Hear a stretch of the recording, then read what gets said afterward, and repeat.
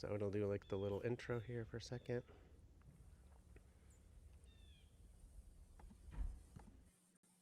Welcome to the Effortless English Show with the world's #1 English teacher, AJ Hoge, where AJ's more than 40 million students worldwide finally learn English once and for all, without the boring textbooks, classrooms, and grammar drills. Here's AJ with a quick piece to help you learn to speak fluent English effortlessly. Hi, I am AJ Hoge, author of Effortless English, Learn to Speak English Like a Native. Song of the Sun by Jonathon Hughes. That's our topic today, and I am doing an interview. I don't do lots of interviews, so this is great. Now, you know that I often talk about, clean the camera here, guys. Urgh. All right. I often talk about the advantages of reading and what's called free voluntary reading, which just means reading books, reading stories, reading real things, not textbooks, not studying the skills of reading, just reading for pleasure. It's the #1 way to build your vocabulary. It also is the #1 way to improve your writing in English. Just has so many benefits, and it's pleasurable. It's interesting. People try to, go buy vocabulary books and memorize long lists of words, which you quickly forget. Not only is it less effective, you will learn some that way, but it's less effective, but it's boring. But you can read interesting books, okay? And today we're going to talk about an interesting book, which is called Song of the Sun. It's a new book, and I'm talking to the author, the writer today, Jonathon Hughes. So let's just jump in. I highly recommend get this book and read it. It's really interesting. It's a real interesting, I'll just give you my intro, and then we'll jump in, do our interview.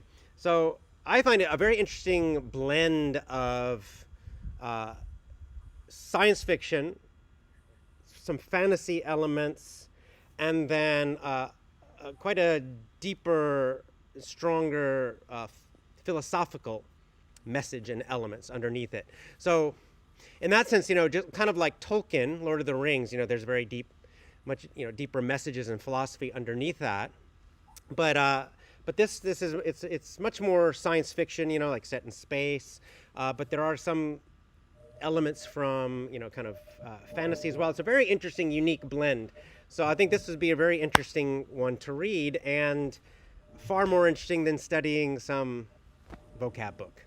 So let's get into it. All right, got you on here. All right, hey, Jonathon. Excellent. There I am. Yes. Hello. All Good. right, great. Thank you so Sound looks much. good. Yes, welcome. Hey, could you just give a quick description? I gave you my kind of description of the book. To give your own description of your book, Song of the Sun. Well, that's always fun to do. We have so I have it right here. It's the Song of the Sun, and I started writing it like on paper. I had the ideas kind of kicking around in my head for a very long time, but I started putting it actually down on paper a few years ago because I saw all this great literature of the past. And most of it, like in Lord of the Rings, for example, with Tolkien, he doesn't just. There's a good amount of creativity and genius on his part. Let's not kid ourselves, but he doesn't just pull all of this out of nothing. And he was a very smart man. He was highly educated, and he based a lot of it on his what I would call, maybe some people would disagree with me, yearning toward truth. And that's effectively what I've tried to do here, with a lot of help from very educated people as well. A lot of research, a lot of study, a lot of practice has turned this out as the result, is the best I could do at this moment. And I hope so far the reviews have been very positive. People have told me nice things, and I don't think they're just being kind to me. I think they mean it. So yeah. But yeah, like you did a great description of it. It is. I would class it as literary fiction, and then fantasy, sci-fi elements, and it follows a narrative and it follows characters that if you don't, you don't have to think about like, oh gosh, I'm picking up Plato's Republic right now, which I actually really enjoy reading. But this isn't going to be like, okay, I'm going to intensely study every page here, and I can't just sit back and read and relax. Everyone said that to me, that they can just sit back with this book and actually enjoy it, and then it's like a healthy meal that tastes good is what some people have told me. Of they just sit back and eat it and enjoy it, and they say, "Oh, I feel good afterwards. I don't feel like I just wasted a few hours of my time." So I think I forget who said that, but that I said I like that. I'm going to take that. So that's the book, and it follows a narrative from beginning to end. There's no like, okay, we're going to take a 10 chapter break to talk about ontology. It follows a narrative from beginning to end, and so you can just follow the story, and hopefully the story will impact you. And it follows mainly. I won't go too far into it right now, but it follows mainly two characters from the beginning that appear really, really early, and they're two very interesting beings. They're outsiders from the world of the book, so you get almost to learn about the world with them, which is a very useful narrative tool, obviously. And and they're very, very interesting and unique, and people you'd want to be friends with. Like if you've met these people, you'd want to just grab hold of them and say, "How can I be your friend? Please let me be your friend." And so hopefully that's a good and brief description. Let me know if you think I missed anything. No, perfect. But we were getting an echo. Let me grab a headphone. It's my fault. Okay. Right back.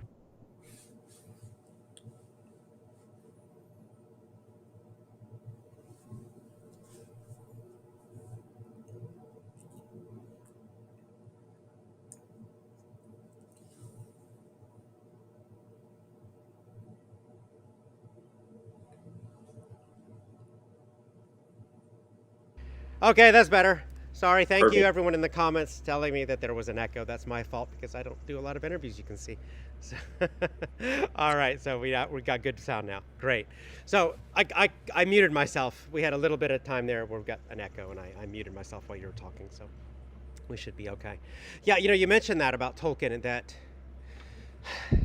I used to be really into science fiction and fantasy and read a lot of it, but kind of just stopped because I find modern science fiction and fantasy, while there may or may not be a clever twist or story or something, there's nothing underneath it. There are no values. In fact, quite often nowadays, it's quite negative values, I would say.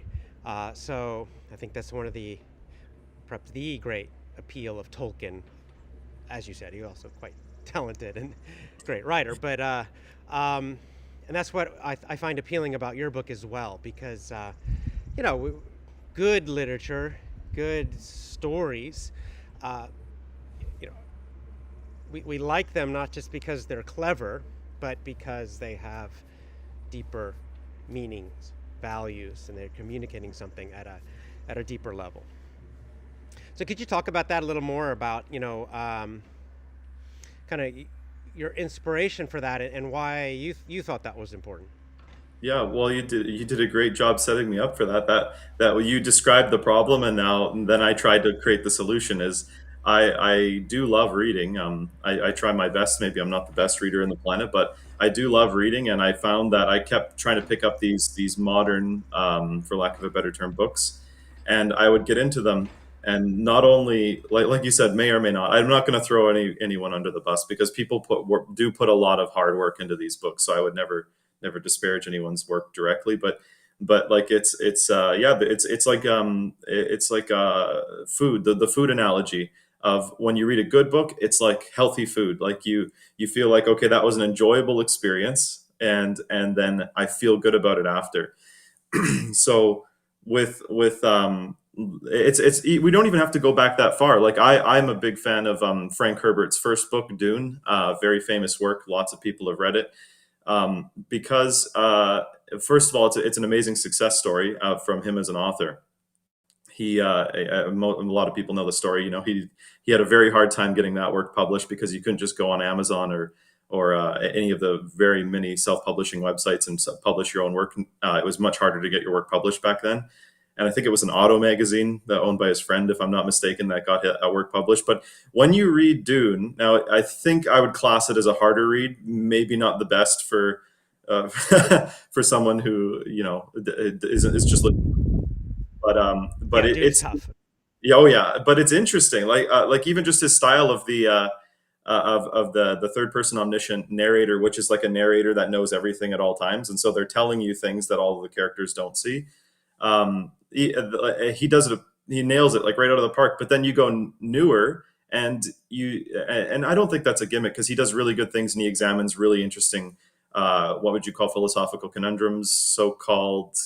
We could call them different things with that. And you go newer, you go into the last 20 years, and you have to look really, really far and wide to find books that do that do anything interesting, and not just from an interesting, like, oh yes, this is interesting, like this was a good movie, that was a good plot.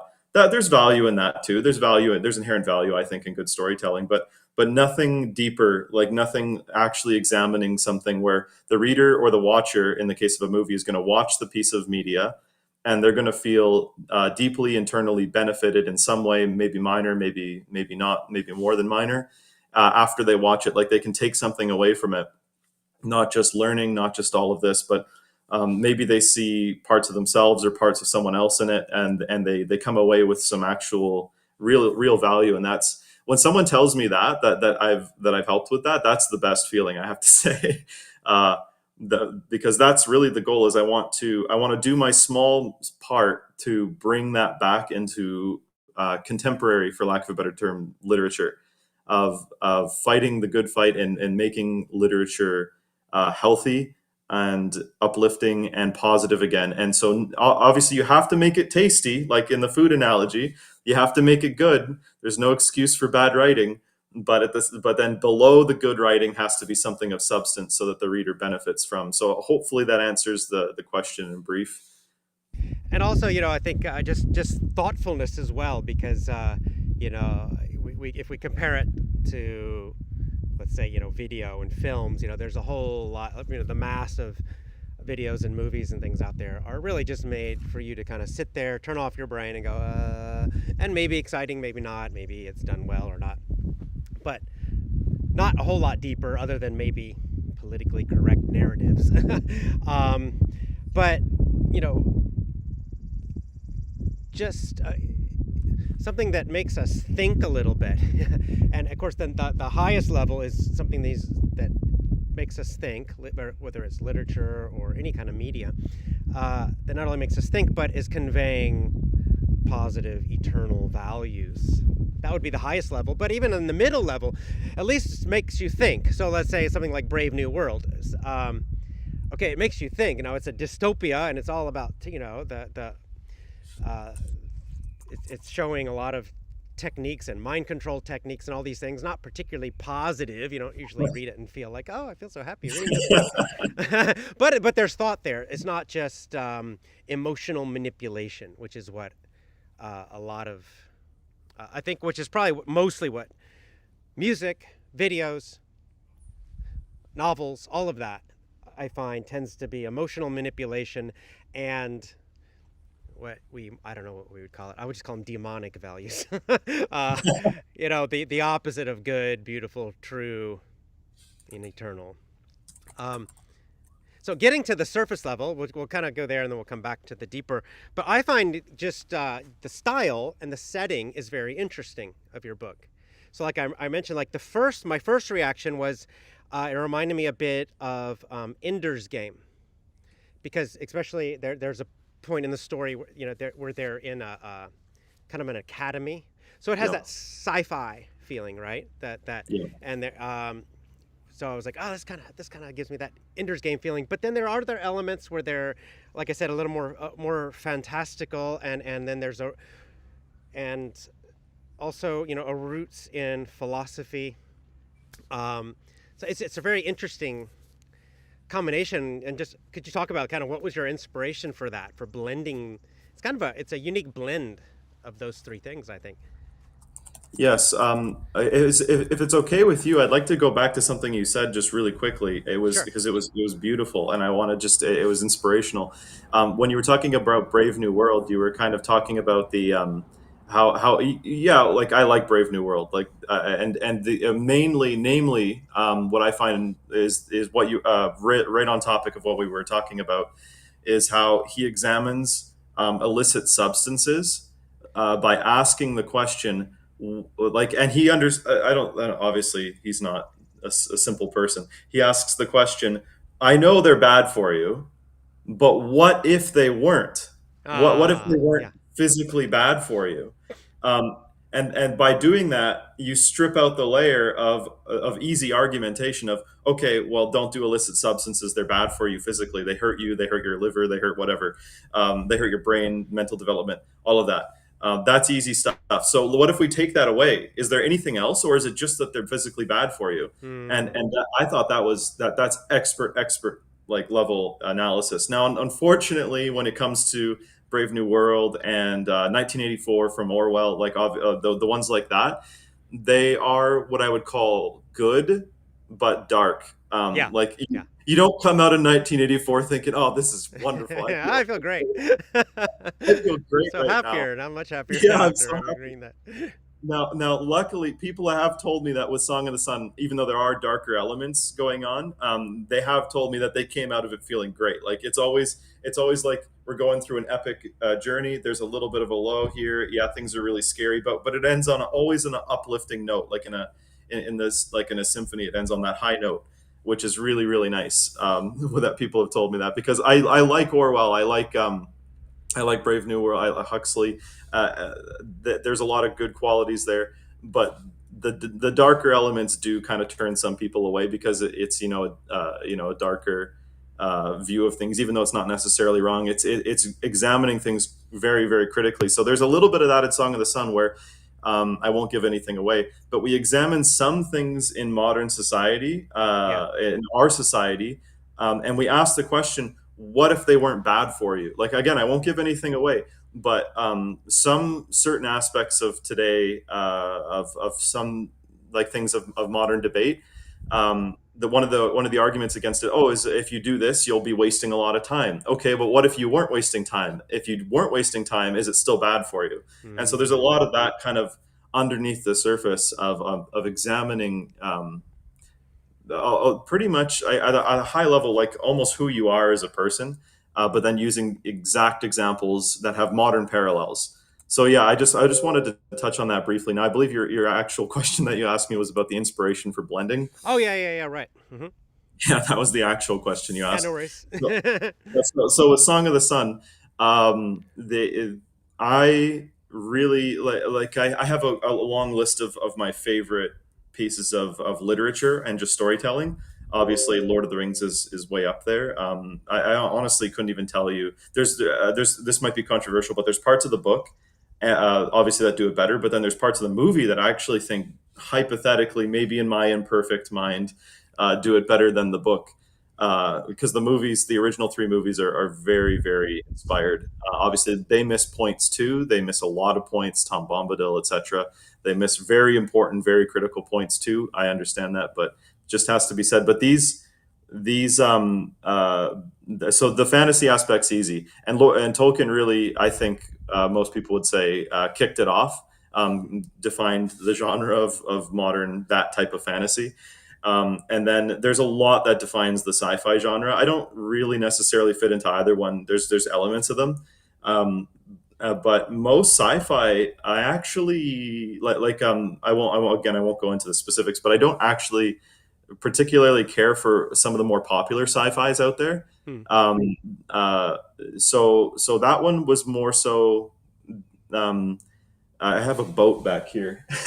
I've been into sailing and nautical everything my entire life, ever Oh since I wow. was very young, and so that's more of the inspiration of a lot of the science fiction elements. Is I really, and this is getting a little personal, but I really really have like just an interest in the mechanics of things, especially nautical things, especially also aeronautical too. I count that. This is actually technically the book, because they're technically airships. They do travel through portals to reach other areas, but they are technically airships, even though most people will just call them spaceships. So Hmm. it is very nautical. There's a large inspiration there. If I was in the U.S., maybe I would have joined the Navy. Like if I grew up in the United States, I probably would have joined the Navy because it was a big calling in my life. It was a big part of my young life. Spent a lot of time on the ocean, a lot of time on the water. And so that's really the inspiration for me, is I felt really passionate about, okay, I have this deeper story that I want to construct to do my small part, as I said earlier, of bringing something positive to the scene. But then, okay, what do I make it about? Like, what's the actual minutia of like, what's the backdrop of the story? Not the characters, just the backdrop. Oh, well, what am I passionate about? Well, I love nature. I love the forest. I love all these things, but I also love what would you call it? Positive mechanics. The parts of what you could call industrial society that aren't demonic. Yeah, yeah, yeah. Don't love giant smokestacks. I don't love the if you're in the U.S. right now, I think you drive through an industrial area and it's just like a Mordor kind of. I don't like that, but I Yeah. love beautiful construction. In the 1800s, you saw warships that were grand, the Belle Epoque stuff like this era of beautiful things, like people trying to beautify everything to varying degrees of success. But that was definitely the inspiration for that for the backdrop of the story, because I would classify it a deep passion for those types of mechanical things. And I had, when I was in the writing stages, I had the test readers be like, okay, just to let you know, I really like this too, but you've got to be careful you don't go too far into the mechanics of how everything works, Yeah. because some people don't care. Well, it's like Yeah. Moby Dick. It's got like Oh huge yeah, long passages about great whaling example. and whales. Yeah, And like yeah, some people find it interesting. Like it's but yeah, if you're not into that, you're kind of like, yeah. Well, get back Master to and the big Commander. whale. Yeah, I don't know if you've ever read it, but Master and Commander, the book series. Oh, I've just seen the movie, which I love that I movie. love that movie. Yeah, I almost don't even know why I love that movie so much. I think it's just a nautical thing, but It's so well done. It is yes. fantastic. But the books, if you ever pick up even the first book, you'll see it right away. It's not for the faint of heart. Like you have it's going to teach you everything about 1600s sailing, and Yeah. it's not going to hold your hand while it does it. Like, yeah, You only it's get a remote. taste of that in the movie. They show Yeah, but yeah, they're so rich because they show their whole life of the sailors on the ship, yeah, and exactly. yeah, fascinating. Yeah. Yes. Well, it's very interesting because someone has a comment, which it's triggered a question or in a comment from me. They said, uh, reading takes a lot of times. Watching movies on the screen is better. Well, I disagree. I would say the opposite. But so it depends on your goal. Now, for if your goal is to improve your English listening, then obviously audio is better and screens and movies can be useful. However, uh, just from a language learning approach, the level of language in a movie is so much more limited. I mean, if you just look at a book, if you just do word count, if you look at a script for a movie and you count the number of words, and then you count the number of words in the book it was based on, I mean, it's not even close. So your exposure to vocabulary, for example, is massive in reading. The other advantage of reading, you can go more slowly if you need to. You're watching a video, it's just coming at whatever speed it is, and a lot of times people are going to miss things if their level's not high, their listening level. And then at a deeper level, things we've discussed. Books can, everyone knows this, most people, there are maybe a few exceptions, but most people would say, will say, oh, the movie's not as good as the book. That's the most common reaction, right? I can think of only one example where I would say the opposite, which was The Shining. Yeah, I yeah, read the definitely. book and I hate Stephen King's Oh yeah. endings. I hate the way he ends books. Every time it's his major flaw, and I'm like, ah. But so I thought that the book was great. I mean, the movie was great. But anyway, because books are so much more dense, they can be more philosophical. They can be more detailed. They really make you think more. And as an English learner, if you want the advantage of hearing and listening too, you can always get an audiobook. So, um, could you talk about that? Just kind of what you think are the benefits of, like why didn't you write a script instead of, and why did you write a novel? And it's uh, not even, and you're going to write more novels because it's a series. Yeah, I mean, I'd love to write a script. No, I'm definitely not anti-movie. Yeah, Good movies are good, and I actually really I think that movies, well done, are actually similar to what I was talking about of healthy, of you sit down, and it's not like anything that's a time wasting endeavor if it's a good thing, because you're sitting down, you're saying, now I will watch a movie, and you purposefully have to engage your senses in okay, what is going on. So it's an active process, If you're just watching, how do I say this? I, I'm trying to be. I don't want to pick on A anybody, but Marvel movie. yeah, You I'm trying to be super diplomatic with don't need to be. Marvel. Yeah. So if you're watching a movie that is just popcorn and nothing else, again, you work 80 hours a week. Maybe you deserve that. I'm not going to tell you how to live your life, Yeah. but yes, you can just flop on the couch and you can just flip it on and you kind of passively experience whatever is coming your way. But a good movie, you will need to actively experience it. You will need to be paying attention. You will need to be engaged in what's going on in the subtle details. And the nice thing about film is that, like, you notice like subtle twitches, you notice facial features. Like it's a very engaged process. So there's value to it. That's the preface. Yeah. But yeah, with books, and I know this because I wrote one. Dialogue in books is cut down a little bit, because you can't have a natural back and forth because it would just stretch the scene too long. Just In the pages past, of back and yeah, forth of quotes. yeah. So you do have to get it in brief, but that's honestly not that damaging because you're getting the essence of the conversation, and the words are still going to be delivered naturally. And like you said perfectly, you can stop and go at your own pace, especially from a learning perspective. It's a very very valuable tool. You can stop and go on your own pace. You can think about things. In this wonderful modern world of ours, you can, if you're confused, you can literally go on X or something and ask the author what they meant. Like you were in a crazy Right. world. Good point. Good point. Yeah, you're never going to get a hold of a Hollywood producer and ask them, "Hey, in this scene, when the A/B camera shots were doing this, what did you mean by the subtle tweet cheat to it?" They're just not going to respond to you. Chances are. Um, yeah, yeah. The authors on X, however, because I know a lot of them, they're actually really responsive. You can say, "Hey, in this scene, like, is this what you were going for subtly?" And they'll say, "Oh, wow, good eye, like, good, good." You're on X, right? Oh yeah, I'm on X. Yeah, Song of the Sun on X. Let me You here. Let me see. just Where's my doing. cursor? Let me see if I can. Here we go. Let me see if I can pop it on the screen so people can follow you. There's one. Let's see. Yeah, let's put you on the screen here. Let's add one. How do we do it? That. Yeah. Okay. Good. Boom. All right. So what is it on? What are you on X? I'll just pull it up here. Okay. It's Song of the Sun. But there's a special spelling to it. So I'll Sorry. just, yeah. Okay. Whoops. Get you back on here. All right. Here we go. Edit. I see. Where's, Hey, changing my. there we go. Oh, here's the Right. text here. Okay, so, okay, at song underscore, whoops, underscore sun. Save. And now on the screen. There we go. Can I make it bigger? Yeah. Aha. All right. So that's on X, Twitter, X. And you can, so this is, I mean, thought of this. This is so fantastic. Exactly.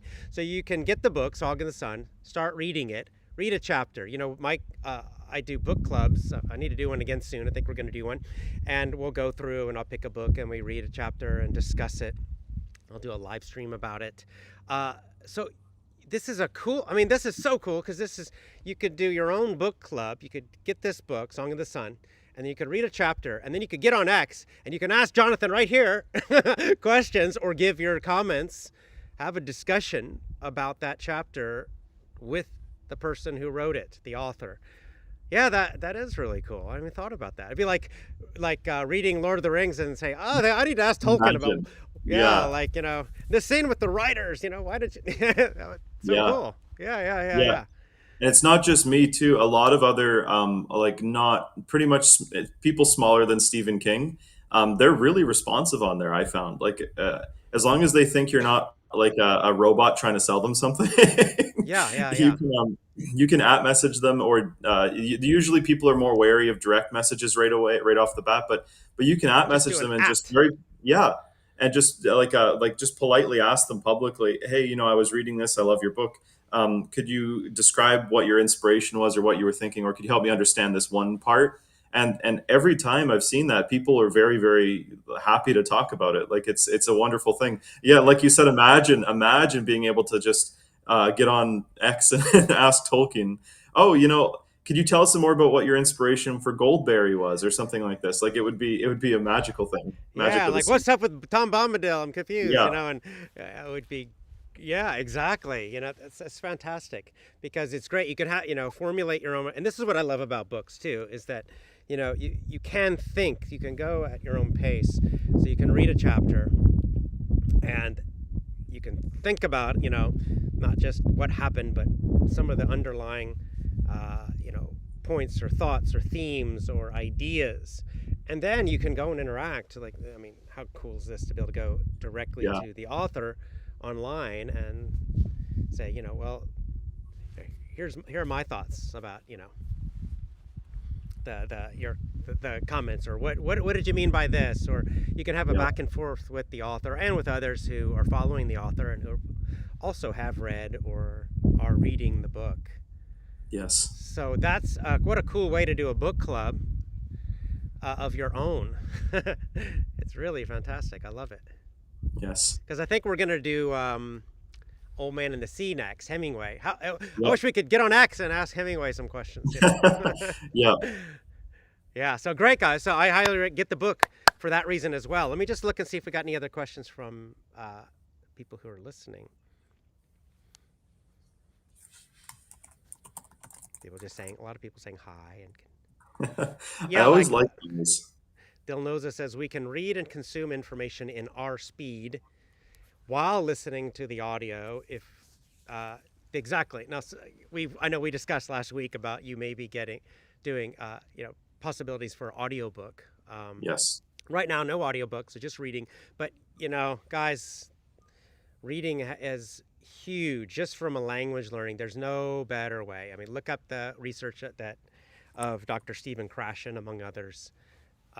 It's simply the number one way. It's also the number one way to improve your writing, because you just soak it up. Just read, read, read, and you're just going to naturally start to imitate, and you're going to start to copy the grammar, the vocab, all these things. It's really fantastic.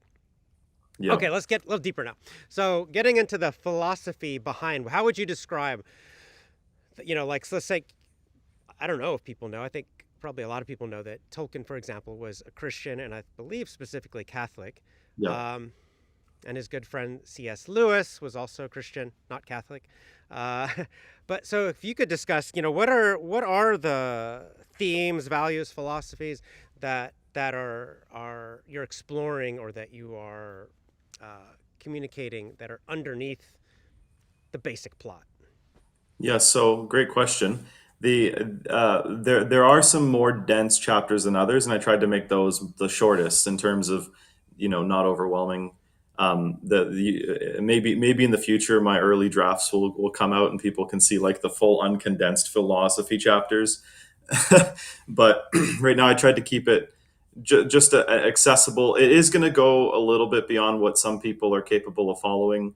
But there's one chapter in particular that I'm going to use as an example. I can't give the name of the chapter because the name of the chapter is in itself spoilers. But you'll know it when you run into it. Like there will be no question. Is this the chapter? Oh, this must be the chapter. It's a philosophy discussion. It's literally a philosophical dialogue between a person who really understands philosophy because they've been expertly taught. They've already gone through the educational process, and then effectively someone who's kind of qualified to be his student, but doesn't see himself as his student. And this is a lot of people's favorite chapter from a philosophical standpoint because it examines so many different fundamental misconceptions about the nature of reality. And let's see, how far could we go? So what is the basis? The basis is epistemology, because everyone can agree. If you don't agree on some basic epistemology is we're going to throw some big words out Yeah, now. I was about to say, please Yeah, explain that. I have to remind myself. Like, I wish my wife was here. She'd be like, no, not that word. The means, valid means of knowing truth, valid means of knowing anything, valid means of knowing. How can I know? How you, sir? You claim up is up. You claim north is pointing at the north of the planet. How can you know this?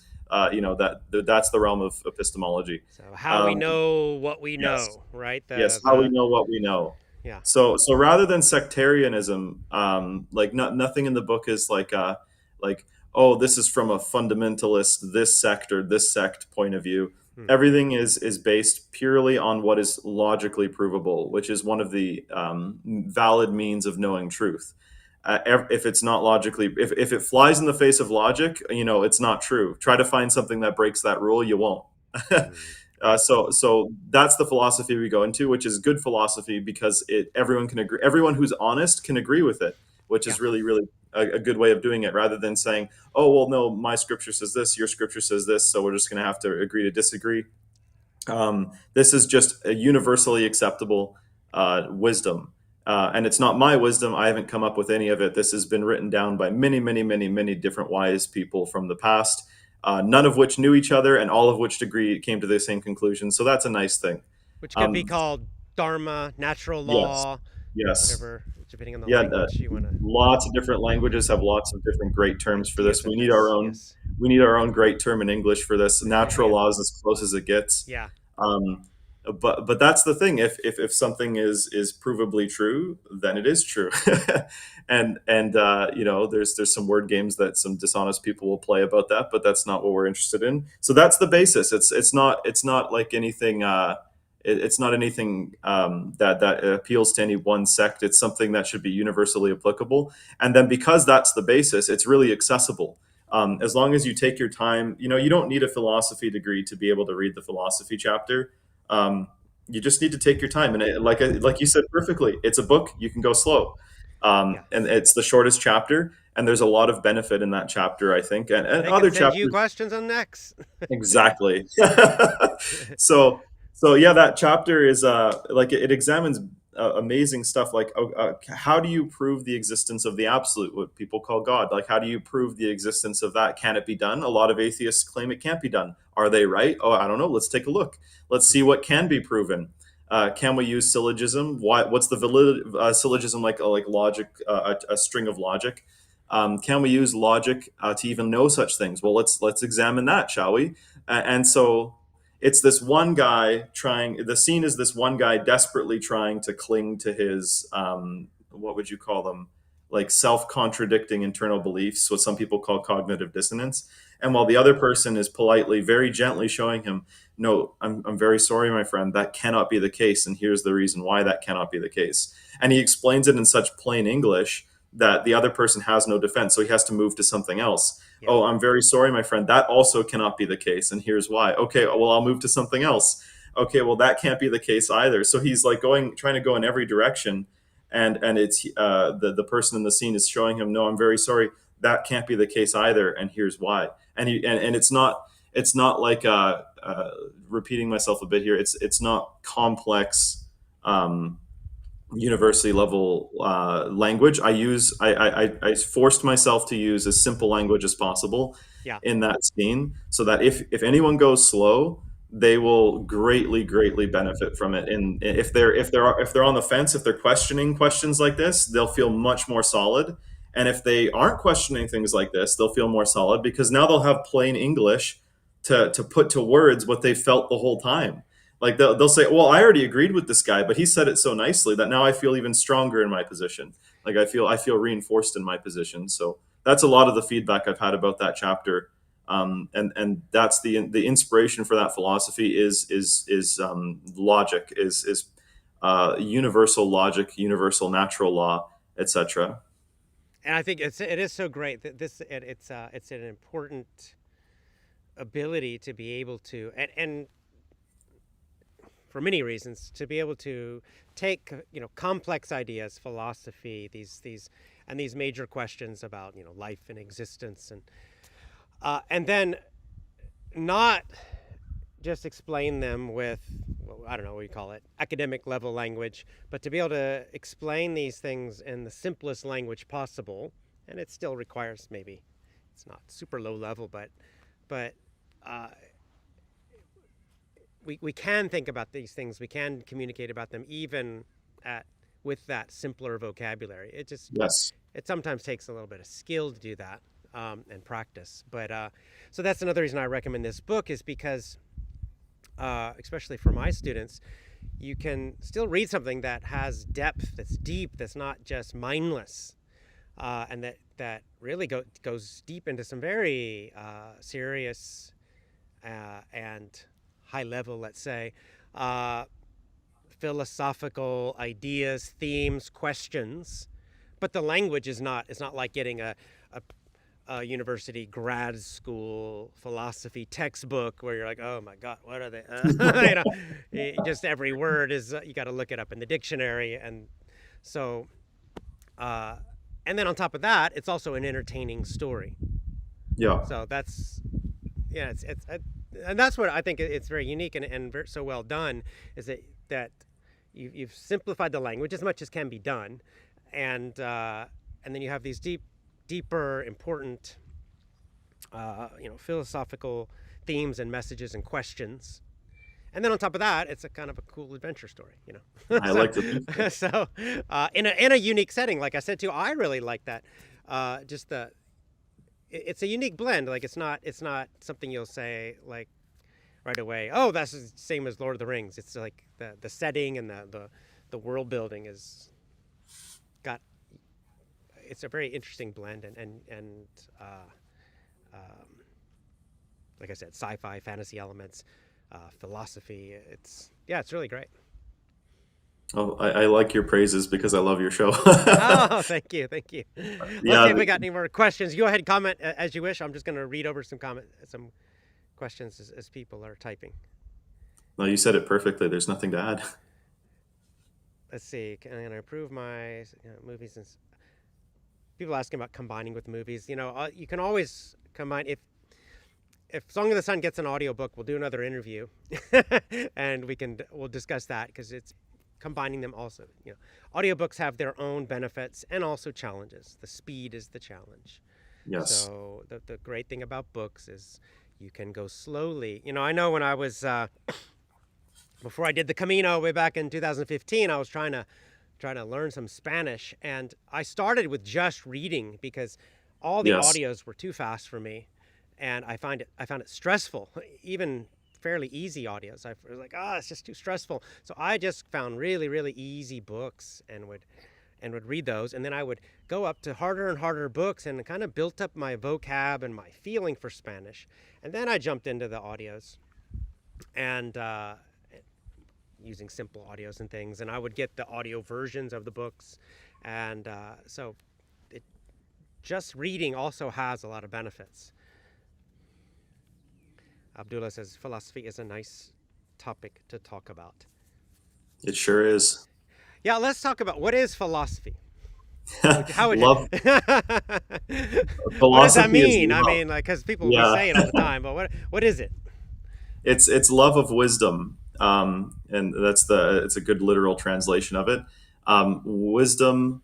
Uh, this might be controversial, but it shouldn't be. Wisdom as a personified person, and with their own, like, as a person. We all, hopefully, this is a crazy time. We all love our mothers. Maybe some people don't. That's okay. But our mother is a person. We know her. We love her because of who she is and what she's done for us, etc. And we have friends, hopefully, and we have family members who we love, and they're all persons. They have their own real personality. Now, there's a difference between personality and persona. Personality is the real person, and then persona is the facade they put on front. We won't go into that too much, but um, these higher topics also have their own personality, and people see this. People who spend a lot of time in nature or on the sea, they notice that even the sea and the ocean has its own personality, like the winds and the tide and everything. If you're on it all the time, if you just look at it from a university library. I'm not going to be too mean to anybody, but if you just look at it from a university library, you'll be like, oh, that's silly. But then you actually go out and actually live on it for a few months, you'll start to see the patterns very quickly. And you'll start to see, no, I'm not dealing with dead matter here. I'm dealing with a living being. We're living on a planet, Earth, that people care. Every ancient culture is characterizing, the vast majority characterize them as Mother Earth, with a personality, sometimes even depicting her, sometimes even, etc. It's a female. So philosophy, similarly, is a person, and love of philosophy is a very high form of love, not a lower form of love, of that person, and and also wisdom in and of itself. So I won't sadly go into a long talk on wisdom as much as I would love to. I'll stick on topic of the book. But yeah, like that was a great comment. Philosophy is a great topic to talk about, and people get turned off. This is actually something that I'm really passionate about. People get turned off of philosophy because they see that there's like a barrier to entry, because most quote unquote philosophers they run into now are very dry academics who don't have a love of philosophy. Yeah. Their version of philosophy is reading books and then throwing factoids at each other without ever putting it all together into a total system, Yeah. like Yeah. an Yeah. actual system.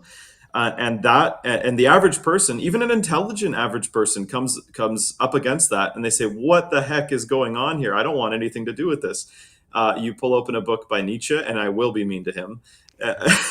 You pull open a book by Nietzsche, and you're like, "Okay, well, I've got a lot of work to do to even understand, the not what he's saying, but the context in which he's saying it in, because he's referencing this person, who's referencing this person, who's referencing this chain here." That's history of philosophy. That's its own category. Stuff like that is history of philosophy, not philosophy proper.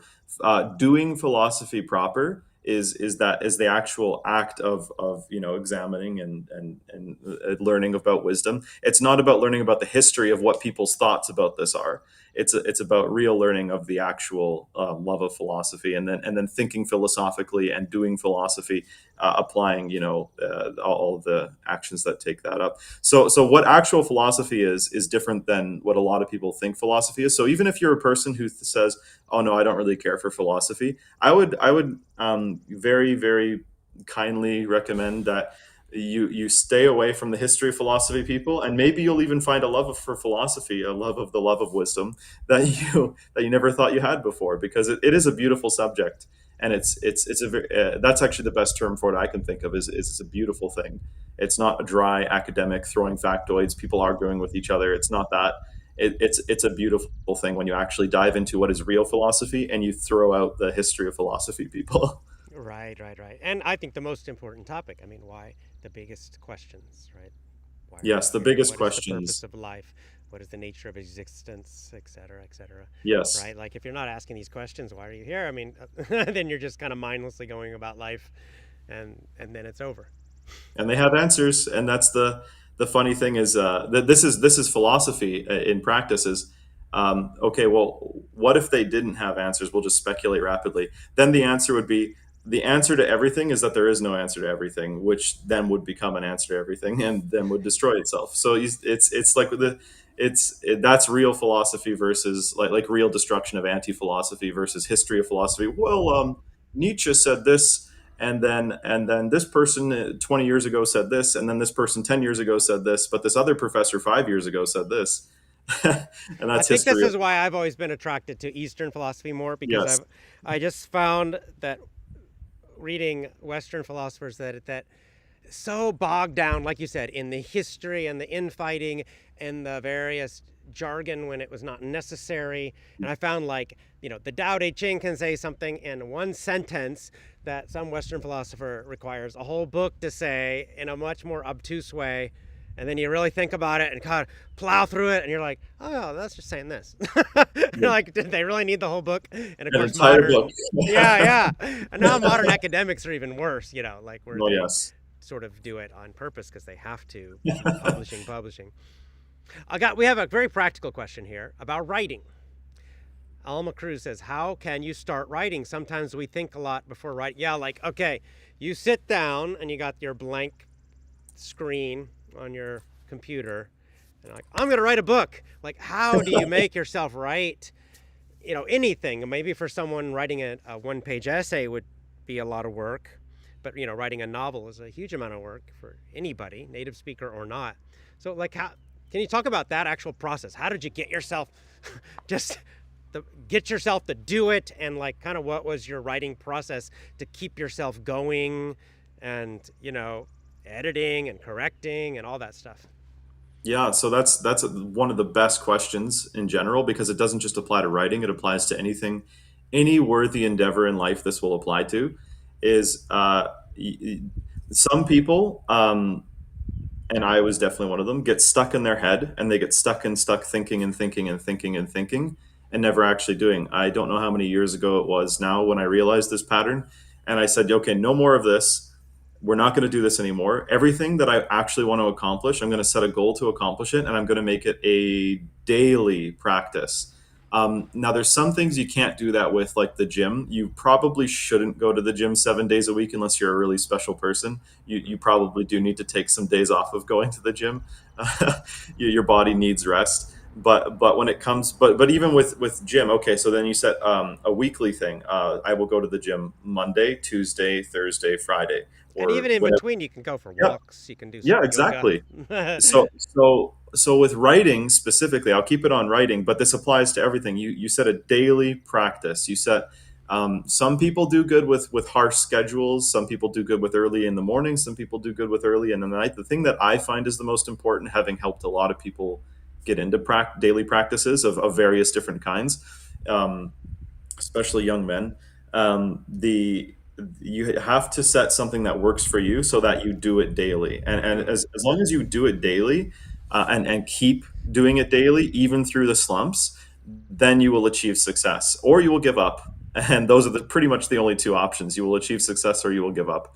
right. um, if the universe has different plans for you, trust me, you'll know. It'll be very clear. There won't be any like so yeah. The caution negatively is careful of excuse making. Careful of any kind of excuse that takes the creative impetus outside of you. So it's very intimidating starting from scratch. Like I'm writing the second book right now, and for the entire series, I already drafted all the plot points out. So starting book two was actually much easier because I already had all the plot points Ah, drafted for the yes. entire You know what's going to series. happen already. Yeah, I know what's going to happen from beginning to end. I just need to actually just tick, like write everything perfectly. Yeah. Um, but the actual, like when you start book one, I didn't have that. I had nothing. I had a blank page and a lot of ideas in my head. So it's just okay. Whenever the way this is the way I work. Other people work differently, and that's fine. The whole point is, if you need to establish it as a daily practice, or if it's something that can't be daily, you need to have a regular weekly practice of these are the days, or a minimum of these days a week. No excuses. Unless you're in the hospital, there's no excuses. And even if you're in the hospital, if you're writing, bring your paper, bring your laptop. Like if you've got any Yes. consciousness left in you, that's the kind of attitude you need for success, I think. But for me, it was oh yeah, blank page. That's very scary. That's okay. I'm going to sit down and I'm going to write today. And I'm even if I just it's not like a mean forcing myself process. I'm just going to sit down. I'm going to have my nice tea. I'm going to create a nice clean environment so I'm happy and positive. Maybe I'll have a window that shows me nature. Maybe I'll go write in nature, whatever it takes, just to do it daily and regularly, even if it's poor. And just as long as you did it, that's the successful part. If you just keep doing it over time, you will achieve success. Um, Definitely. and then when it comes to and you have to be fair with yourself, but you have to be strict with yourself. So writing, for example, taking free online university courses for me years ago, I counted that as okay. Today I worked on my writing because Mm, I partially studied university courses in English composition and such. Like okay, I studied this. That counts as writing, and I'm very busy today, so I don't have time to actually sit down and write. But that's okay. I actually did the hour of studying. That counts. As long as you're really truly working towards your goal, that's the key to success, I find, especially in writing, but in any important endeavor. Work towards your goal daily and have a weekly regimen that with goals set that you can meet, and you will find success. I promise you. no, I 100% agree. I think that with most things, especially big things like writing a novel, or maybe you're in bad shape and you want to get really into good shape, exercise, whatever it is, that the habit is more important than a goal, right? So if you have the goal, I'm going to write a 300-page novel, man, that can just sometimes crush you because it just feels like you sit down and you got 0 words and you're like, I got no pages, and it's easy to get in kind of discouraged because it just seems too big. But if you just have the goal or the focus of I'm going to write for 30 minutes. And by write, it means you're moving. Your fingers are moving. You're not like just thinking and staring in space. Like I like for teaching writing, I would often do timed writings where I would say, get your pen or paper, and when I say go, you just start writing, and whatever comes into your head, we can maybe pick a topic, but don't. The editing is later. Maybe you could talk about this next, because I think a lot of people, I don't know why, people seem to think that writers, even great writers, they have this idea, I don't know, maybe it comes from this sort of like Mozart-like thing, like, oh, he just wrote down his symphonies without a single mistake. He never corrected anything, right? Like it just is received from God and goes to your hand. But in fact, what almost everybody, unless you're Mozart maybe, if you're writing, you write it, and then you go back, and there are spelling mistakes, there are grammar mistakes, wait, actually, that sounds terrible. Oh, this plot, I'm gonna have to change this. Could you talk about like that process of the first draft compared to the final? Yeah, I take a radically detached method of writing. So I structure things, and then I write, and I just write, and I write whatever the inspiration is, and I have no attachment to it in the sense that I feel I care for it, but I'm not attaching my personal sense of identity to it. So I'll give it to my test readers, who I'm very blessed. I have very, very highly educated, intelligent test readers, and they know me. They know I can take a punch, so they'll give me their brutally honest feedback, and I'll say thank you very much. I needed that. And then I'll go back to the drawing board, and I won't let it discourage me, knowing that it doesn't, even if I had an idea of, okay, I'm going to get this section of the book done in 3 months and it takes 4 or 5 months, that's okay. That if I tried my best, that's actually how long it was supposed to take. My original estimate was off. Those are the steps that were necessary. So with editing, yeah, some people are really, really good at first drafts. They go slower. I'm definitely like I create all the plot points, and then I just fill in the blanks between them with pretty much whatever comes into my head, and I type really fast. And I really just I'm everyone works differently, but my method was just put it out on paper, get it out on paper, and then radically edit it and see what other ideas come your way along the way. And that's in the sense of like painting in an art sense. I'm not a professional artist in any way like that, but it would just be kind of like you just get the basics out. Okay, now it's starting to take shape. I have this idea in my head of what it's supposed to look like, but I don't know what it's going to look like in reality yet. So I got to put some parts out. Okay, no, this is wrong. I got to get rid of this. Okay, this is right. I need to expand this a little bit more, etc. Once you put it on paper, I find it's much easier to see the final product. But that's my methodology of working. The trick I find for that is universal knowledge is just don't get discouraged. If you're working, you're winning. That's my, if you're working, if you're trying, if you're doing the steps needed, you are taking steps towards the goal of success. And the goal of success is a fixed point in this case, and you will reach it if you just keep taking the steps. If you want it. If you don't want it, you won't reach it. But if you do want it, you just keep taking the steps, and eventually you will get there. So pat yourself on the back. You're winning because you're trying, you're taking the steps, and be radically open and honest with yourself about, okay, is this plan of mine working? Like not in the sense of I'm going on this goal path. Yeah, that makes sense. But maybe I should structure more. Let's try that. Let's try a little bit more structure. No, I don't like that. Okay, let's go back to the free flow writing. Like experiment a bit. Try to find out what your own psychophysical nature is, and try to find what works best for you, and getting that daily practice as efficient as possible without stressing yourself out, because I feel like stress is really the killer here. Don't be anxious. Try to find enjoyment in it, and that will push you forward too. Yeah, absolutely. And I'm glad you brought that point up about feedback, because this is another key point.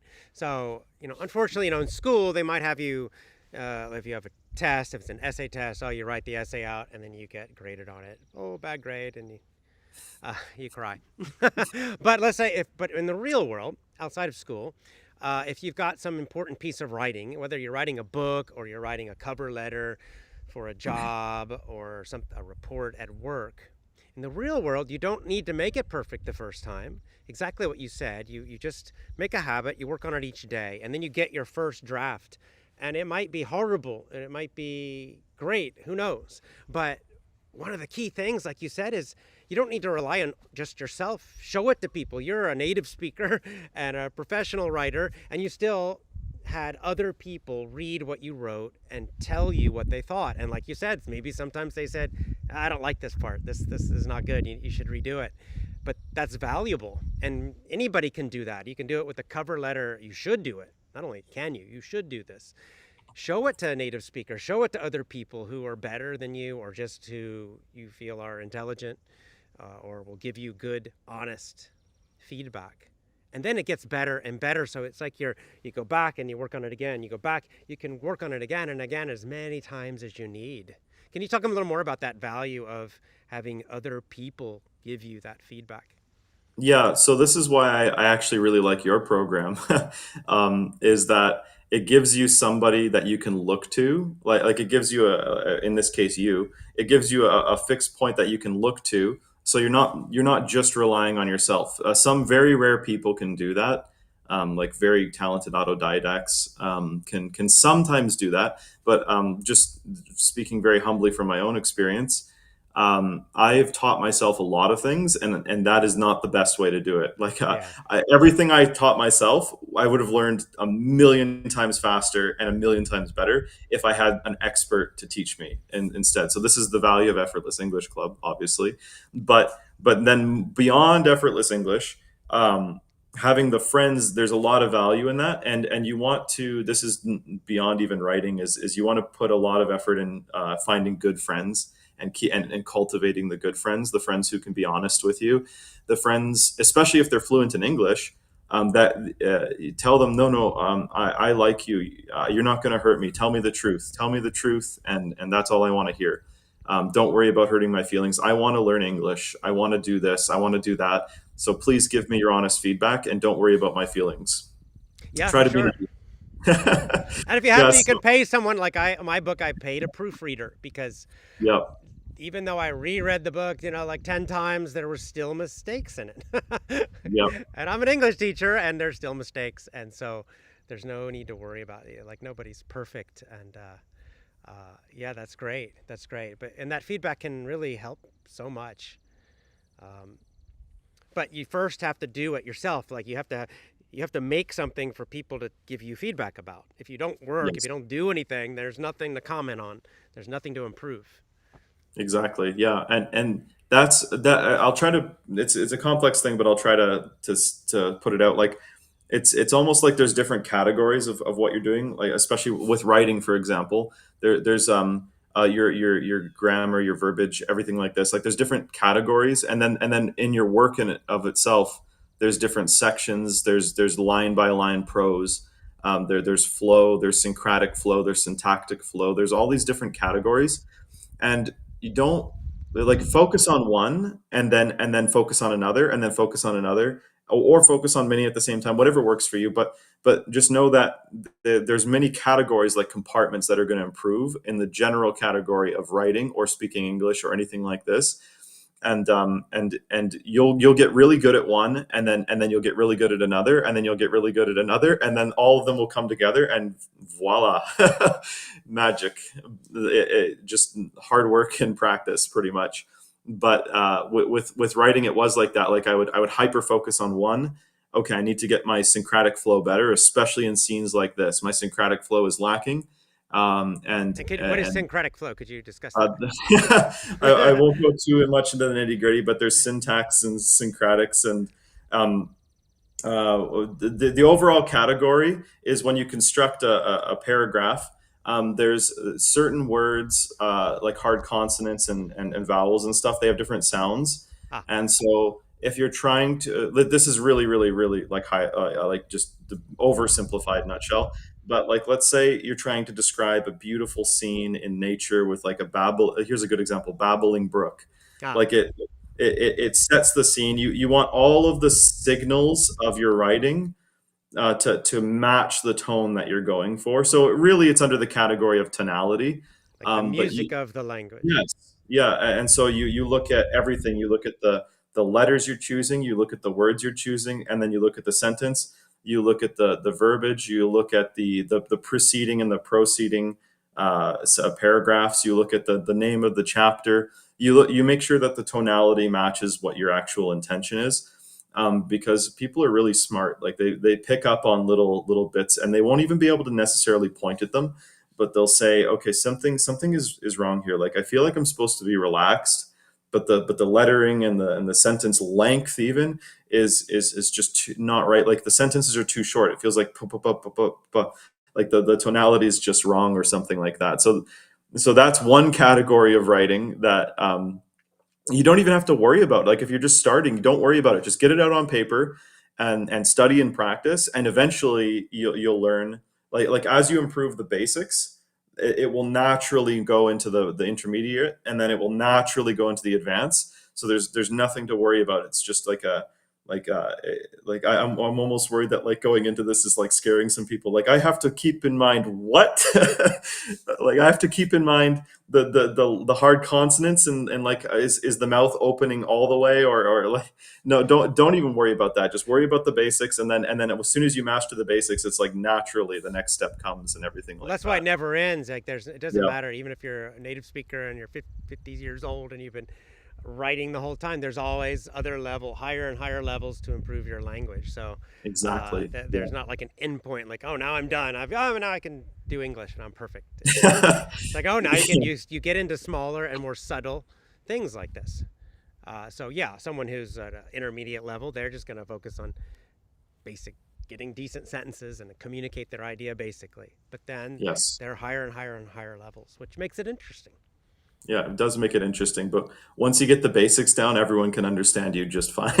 That's true. Uh, Even the native speakers, like myself, even we commit like grave errors sometimes unintentionally. Yes, indeed. Yeah. All right. Well, we've gone over an hour. I think that's about wraps it up. I don't see any other questions. All right. Well, hey, it was great talking to you. So let's talk again now. So on the description on my YouTube video, there's a link where people can buy the book. Is it available in ebook and physical book too?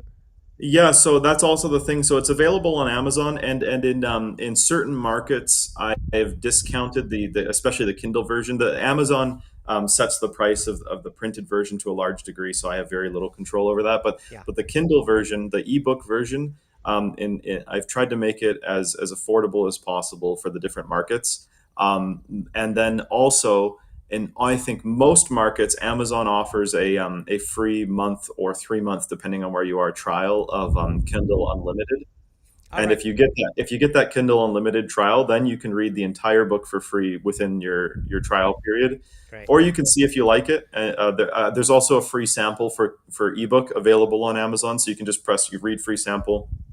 It'll either pop up on your screen, or if you have a Kindle or an ebook reader, it'll send it to that device. It's really, really convenient. So you don't have to commit, because it is a big book. Like I have it right here really quickly. It Yeah. is a big book. It's like 500 something pages, but it's dense font. Like it's not crazy small font, or it's within the normal size of fonts, but it is dense. Like it's twice the length of the first book of Lord of the Rings, Fellowship of the Ring. So it is dense. You can try it out before you commit to purchasing, or you can read the entire thing for free on Kindle Unlimited. So yes, that's a thing. Fantastic. And a nice thing about ebooks, again, you can use your translation Dictionary. dictionary Yeah. and just tap words as you go. If you need Yes. to, as you find new words, you don't have to stop for very long. It's very quick. It's great.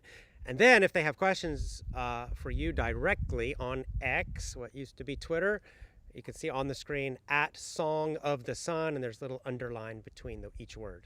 Song, underline of, underline the, underline sun. They can ask you questions directly, contact you. And there's a little Easter egg too. There at the very end of the book, there's also an email directly meant for questions. If anyone has any direct questions that are longer form that they don't want to rely on X, at the end of the book, very last page, there's like an about the author section, and at the very end, there's a contact email if you would like to directly write anything. Wonderful. Great. And yeah, I recommend do what we talked about earlier in the show. which is like make it your own book club. This is such a cool idea, and you can give it a try. So get the book, Song of the Sun. You can get it in ebook form, cheap or free, and then start reading it. And don't think, oh, 500 pages. Just read the first chapter.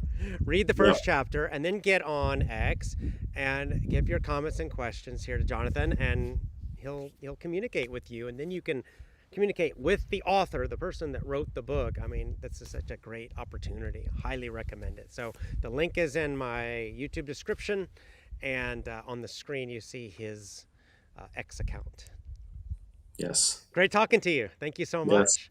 Yeah, it's a pleasure. Thank you very much for having me on. It's a great honor, sir. Oh yeah, thank you. We'll do it again either when you finish the second book or do an audiobook. Yes, hopefully by July. No one hold me to that, please. No worries. Yes. All right, great. Thank you so much, Jonathan. Thank you so much. Thank you very much. All right, we'll see you again. Bye, everybody. See you next Bye-bye. time. Get the book. Go get it. It's in the description. Thank you.